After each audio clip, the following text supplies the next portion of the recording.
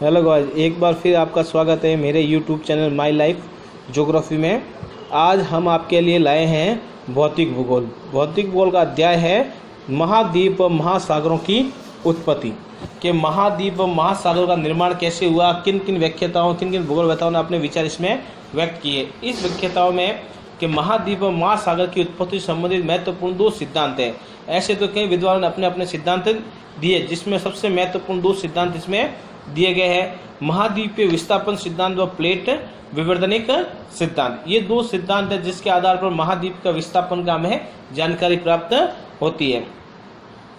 तो इसी आधार पर हम कह सकते हैं कि महाद्वीप व महासागर प्रथम श्रेणी के उच्चावच है। कि महाद्वीप और महासागर क्या प्रथम श्रेणी के उच्चावच है। इन उच्चावच या पृथ्वी पर पाए जाने वाले जितने भी उच्चावच है, उन उच्चावचों को मुख्यतः तीन श्रेणियों में बांटा गया है। सबसे पहला प्रथम श्रेणी के उच्चावच के वे उच्चावच जो इसका निर्माण मुख्यतः पृथ्वी की उत्पत्ति के बाद में हुआ। जैसा कि हम जानते हैं कि पृथ्वी की उत्पत्ति के बाद में होने के बाद में मुख्यतः महाद्वीपों का या महासागरों का निर्माण ही हुआ होगा। उसके बाद में आता है द्वितीय श्रेणी के उच्चावच के महाद्वीप व महासागर बनने के बाद में क्या क्या चीजें बनी, जिसमें पर्वत, पठार व मैदान। ये है द्वितीय श्रेणी के उच्चावच।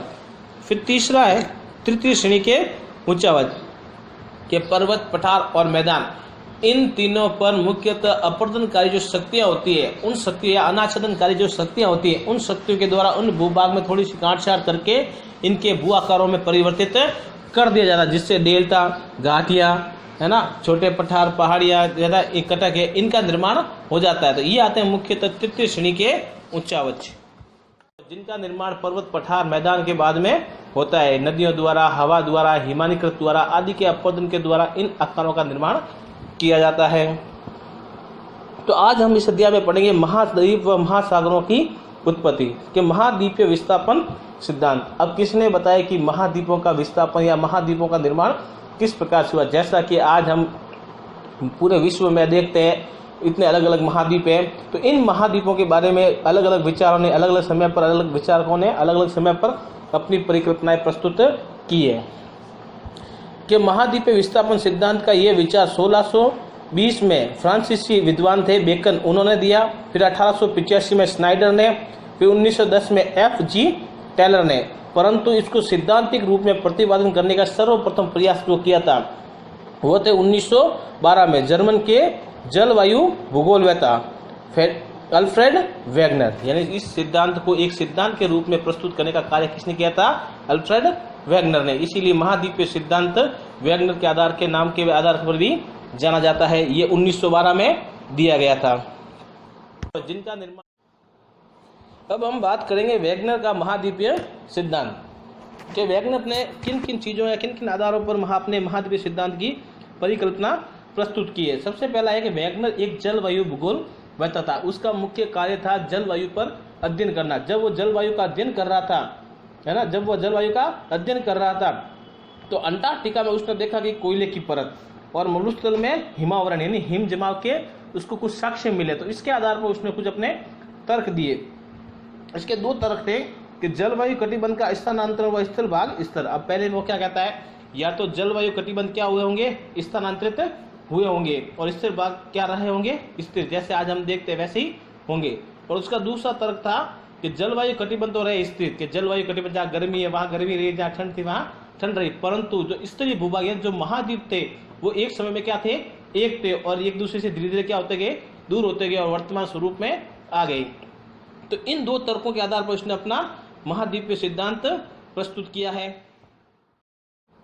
अब वेगनर ने दूसरे भाग को आधार मानते हुए, अब वेगनर क्या कहता है कि वेगनर ने अपने दूसरे तर्क को आधार माना। दूसरे तर्क को आधार मानते हुए उसने ये समझा कि स्थिर भाग तो स्थानांतरित हुए होंगे, परंतु जो जलवायु कटिबंध वो कैसे रहते, स्थिर रहते, और भूभाग एक दूसरे धीरे धीरे दूर हटते गए।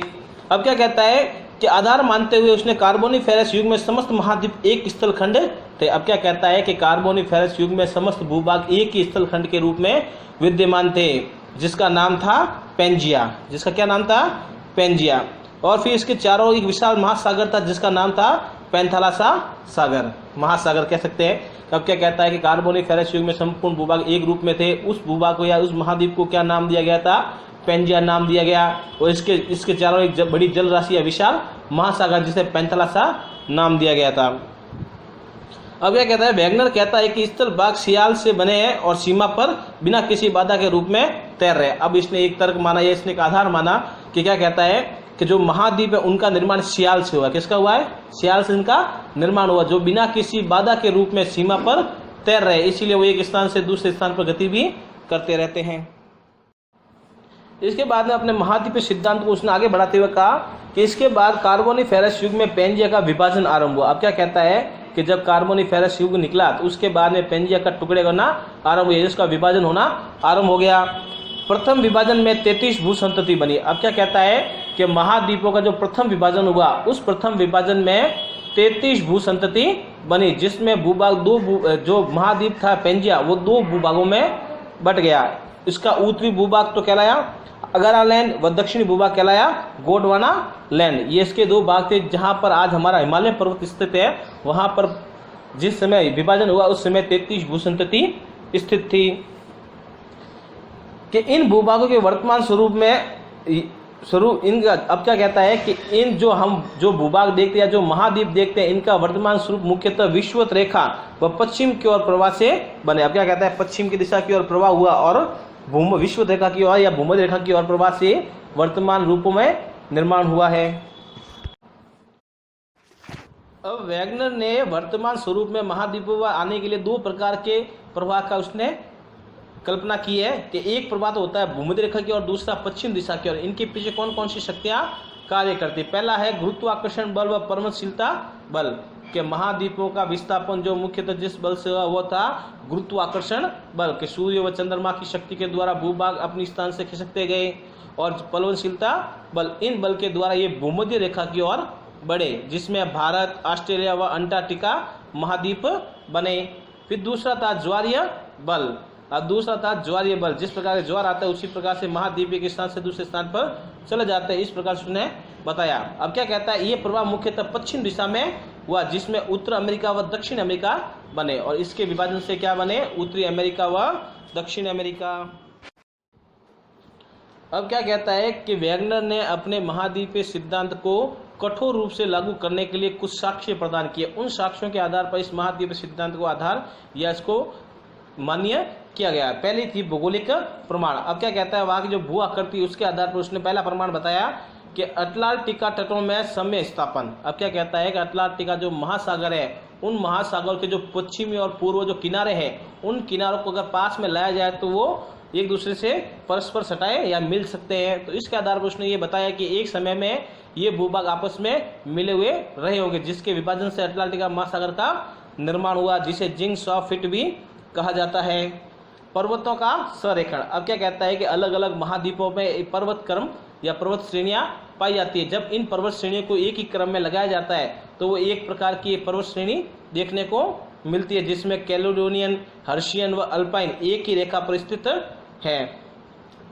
नवीनतम मोड़दार पर्वतों की उत्पत्ति। अब क्या कहता है कि नवीनतम मोड़दार जो पर्वतों की उत्पत्ति हुई उसका महत्वपूर्ण कारण ये है कि वहां पर पहले क्या थी, भू संततियां थी, जिसके आधार पर विभाजन हुआ। उसके बाद वहां नदियां आकर गिरने लगी, धीरे धीरे करके वहां पर मलबे का जमा हुआ और नवीनतम मोड़दार पर्वतों का निर्माण हुआ। जैसे हिमालय पर्वत कि जब 33 भू संतति का निर्माण हुआ तो उस समय बीच में क्या था, एक बड़ी गहरी खाई थी। उस गहरी खाई में नदियों द्वारा तलछट जमा करने से धीरे धीरे करके वो भूभाग हिमालय पर्वत में बदल गया। तो इस प्रकार से नवीनतम मोड़दार पर्वत एक विभाजन का आधार है, जिसके आधार पर 2 भूभाग एक दूसरे से दूर हो जाते हैं।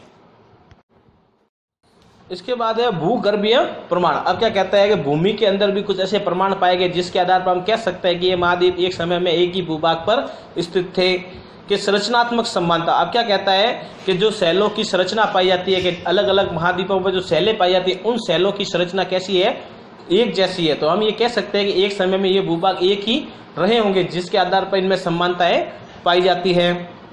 दूसरा है स्तर विन्यास की समानता। अब क्या कहता है, स्तर विन्यास का मतलब है कि भूमि के अंदर एक परतों का क्रम पाया जाता है। तो हर महाद्वीप या कम अधिक से अधिक महाद्वीपों में ये क्रम एक ही समान रूप में पाया जाता है कि भूमि के अंदर जाने पर जो परतें पाई जाती है वही परतें अलग अलग महाद्वीपों पर पाई गई। तो इसके आधार पर उसने कहा कि एक समय में ये भूभाग एक रूप में विद्यमान रहे होंगे, जिसके आधार पर उनमें परतों में जो क्रम है वो एक समान रूप से पाया जाता है। फिर है भू ज्यामितीय प्रमाण। भू ज्यामितीय प्रमाण का मतलब है वर्तमान में भी कुछ ऐसे साक्ष्य है जो विस्थापन की ओर अग्रसर है, जैसे ग्रीनलैंड आज भी कनाडा की ओर विस्थापित, यानी जो ग्रीनलैंड है वो आज कनाडा की ओर धीरे धीरे खिसक रहा है।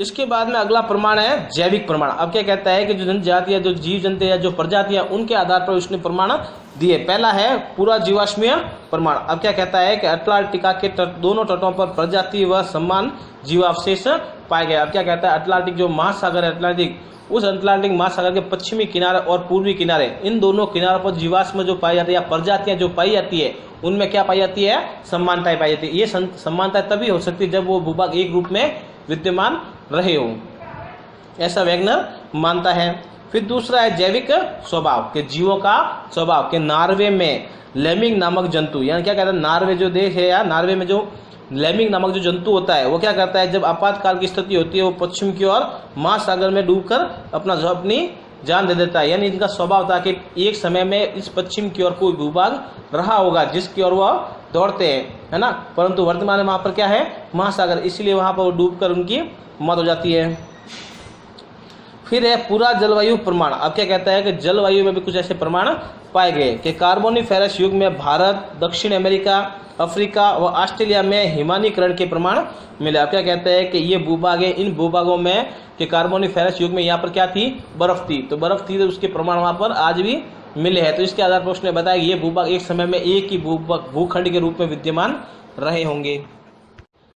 अब वैगनर ने जो अपना महाद्वीपीय सिद्धांत दिया, उस सिद्धांत के बारे में कई विद्वानों ने अपने अपने विचार दिए और उस सिद्धांत को गलत भी ठहराया। इसकी आलोचना के लिए उन्होंने कुछ तर्क दिए जिसके आधार पर वैगनर के महाद्वीपीय सिद्धांत को गलत ठहराया गया। पहले आलोचना उसकी थी भौगोलिक आलोचना। अब क्या कहते हैं, जिस प्रकार से वैगनर ने भौगोलिक तर्क के आधार पर उसने ये बताया कि यहाँ पर ये भूभाग कभी एक समय पर एक रहे होंगे, तो कुछ विद्वानों ने इसकी आलोचना करते हुए बताया कि अटलांटिक तटों में समय स्थापन दोषपूर्ण है। क्या कहता है कि दोनों तटों को, अटलांटिक महासागर के दोनों तटों को मिलाने पर कुछ दोष या कुछ त्रुटियां रह जाती है, क्योंकि ब्राजील के तट को गिनी की खाड़ी से मिलाने पर 15 डिग्री का अंतर शेष रहता है। अब क्या कहता है कि ब्राजील और गिनी दोनों को मिलाए जाने पर इसमें 15 डिग्री का अंतर पाया जाता है। मध्य अटलांटिक कटक दोनों तटों को सटाने में बाधा थे। इन्हें अब वैगनर ने यह बताया था कि सियाल सीमा पर तैर रही है ना, यह दो भूभाग एक दूसरे से दूर होते गए। ये दोनों चीज क्या है, अलग अलग है कि जब अगर महाद्वीपीय अटलांटिक कटक अगर भूमि के अंदर है या महासागर में वो स्थित है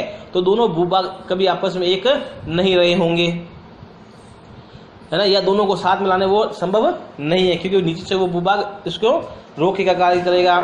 इस सिद्धांत की दो प्रक्रिया, विस्थापन और वलन, परस्पर विरोधाभासी। अब क्या कहता है कि इसमें एक वलन बताया गया कि नवीनतम मोड़दार पर्वतों की उत्पत्ति और दूसरा विस्थापन, ये दोनों प्रक्रिया एक दूसरे की क्या है, विरोधी है, दोनों एक साथ में संभव नहीं है।